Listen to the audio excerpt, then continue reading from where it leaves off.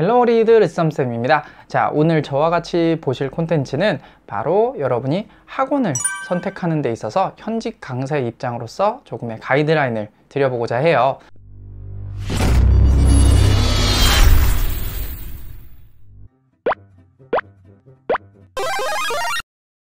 자, 우선 학원의 종류에는 4가지 종류가 있죠. 1대1, 다대1, 과외, 그리고 인강, 이렇게 4가지가 있습니다. 자, 4가지 중에 하나의 타입을 결정을 하셔야 될 텐데요. 여기에서 여러분이 가장 중요하게 생각해야 되는 건 여러분의 학습 습관입니다. 자, 왜냐면 과외부터 인강까지 순서대로 쭉 나열을 하자면 강제성이 옅어지고 대신 전문성이 올라간다는 거예요. 자, 그러면 여러분에게 중요한 가치가 뭔지 파악을 하시는 게 중요하겠죠? 자, 우선 과외를 선택해야 되는 학생들을 한번 살펴볼게요. 과외는 그 어떤 수업보다 학생과의 밀착력이 높아지는 타입입니다. 그 말은 즉 무슨 말이냐? 과외를 선택해야 되는 학생은 본인의 의지가 가장 적은 학생인 경우에 과외를 선택하는 게 가장 좋아요. 왜냐하면 과외라고 하는 거는 일반적으로 학생의 상태를 제대로 파악을 하고 학생이 모르는 부분을 적극적으로 질문을 할 수 있고, 또 선생님이 아이가 어느 한 파트를 완벽하게 이해를 하고 넘어갔는지를 반복적으로 물어보고 그 학습이 완벽하게 이행이 됐을 때 다음 진도로 넘어갈 수 있게 하는 장점이 있거든요.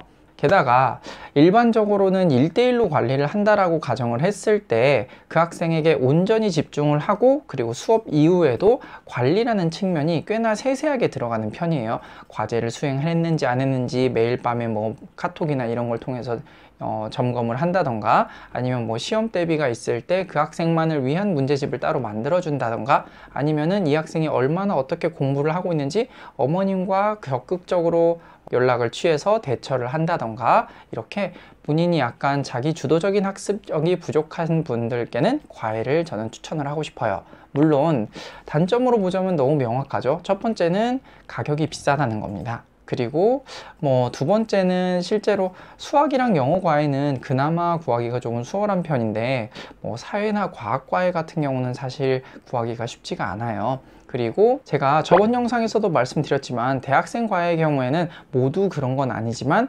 일반적인 경우에 학원 선생님보다는 선생님이 어떤 강의의 깊이라든지 아니면은 학생을 대하는 노하우의 측면에서는 조금 떨어지는 게 사실이에요.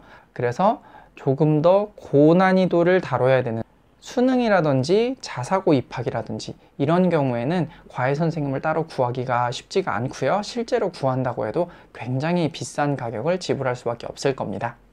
정리를 하자면 과외를 해야 되는 학생은 자기 의지가 약한 학생, 그리고 자기 의지가 약하다면은 뭐 필연적으로 조금 학습력이 뒤질 수도 있겠죠, 그죠? 그런 학생들 같은 경우에는 과외를 해서 일정 부분 자기의 공부 사이클을 좀 만들어 보고 손안에 뭐라도 조금은 쥐어준 상태에서 다음 단계로 넘어가는 게 좋을 것 같아요. 물론 거기에 상응하는 경제적 대가는 감당을 할 수밖에 없겠죠.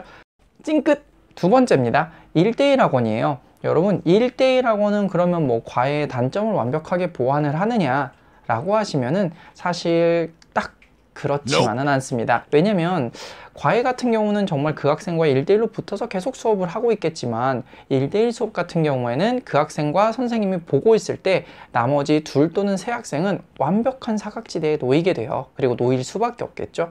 그렇다면 그거를 이런 1대1 학원 측에서는 보완을 하기 위해서 아이들에게 뭔가를 시키겠죠. 뭐 관리 선생님을 통해서라든지 아니면 선생님이 어떠한 태스크를 준단 말이지. 그럼 그걸 수행하고 있는 동안 다른 학생을 보게 되는 시스템이 될 거예요, 일반적으로는. 하지만 이런 경우에는 그 학생이 관리 선생님에게 사실 수업을 들으러 오는 건 아니잖아요. 그리고 아이가 뭔가 태스크를 받고 이거를 수행한다라고 하면 이건 굳이 꼭 학원에서 해야 될까? 라고 의문을 가질 수밖에 없겠죠.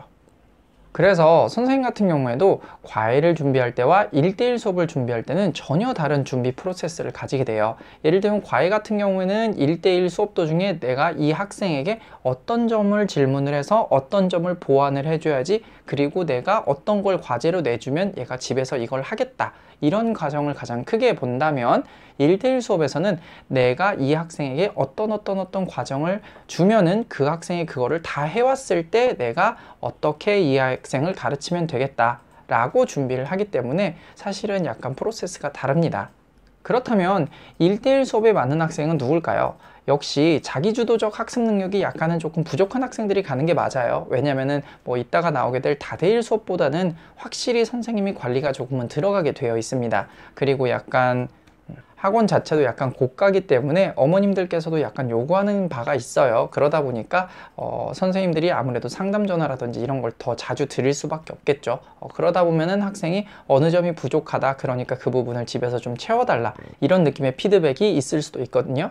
그래서 이런 부분에 있어서는 약간은 좀 자기주도 학습 능력이 부족한 분들은 1대1 수업도 한번 생각을 해보시면 좋을 것 같아요. 특히 친구와 같이 들어보게 된다면 A라는 학생과 B라는 학생이 선생님이 보지 않고 있는 동안에 서로가 조금 시너지 효과를 내서 보완 효과를 가져올 수가 있거든요. 그래서 이런 경우에는 좀 1대1 수업을 추천드리는 편입니다.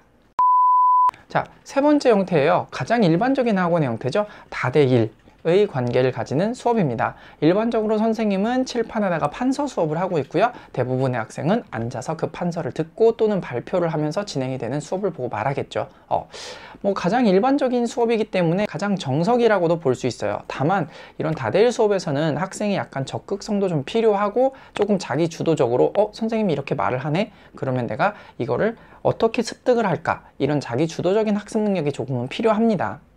게다가 어머님들께서도 학원 선생님을 고를 때 일반적으로는 그 학원 선생님에 대한 평가가 주변에 나돌아요. 그래서 그 학원에 대한 그 선생님에 대한 평가를 듣고 이 선생님의 강의가 이런 식으로 진행이 되니까 우리 아이랑은 이런 부분에서 맞을 수 있겠다 라는 걸 어느 정도는 파악을 하고 선생님을 선택할 수 있다는 장점이 있죠.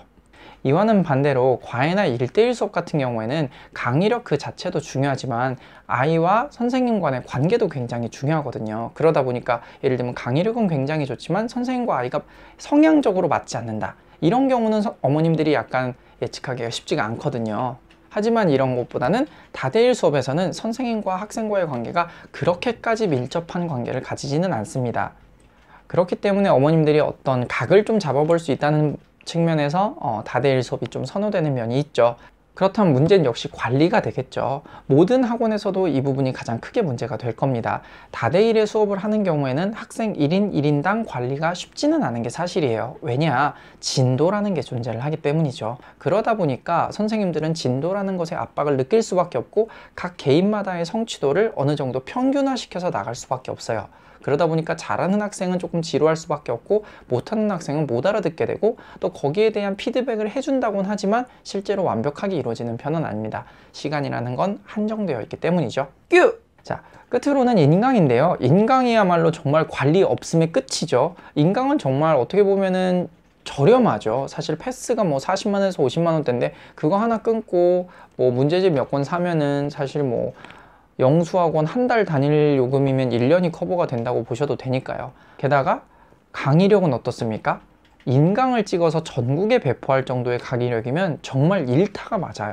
강의력은 정말 압도적인 원탑입니다. 하지만 여러분이 그 강의를 듣고 피드백이 가능하냐? 그건 쉽지 않아요, 사실.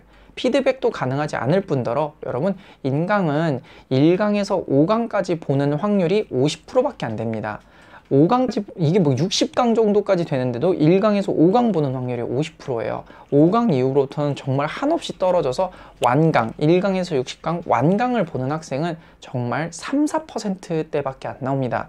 그만큼 본인이 공부할 의지가 굉장히 필요한 수업이에요. 그리고 여기에 대한 피드백 같은 경우도 주변에서 쉽게 마주칠 수 있는 선생님이라든지 아니면 또 다른 학원 선생님이라든지 이런 보조적인 역할이 거의 대부분 필수로 들어갈 수밖에 없습니다.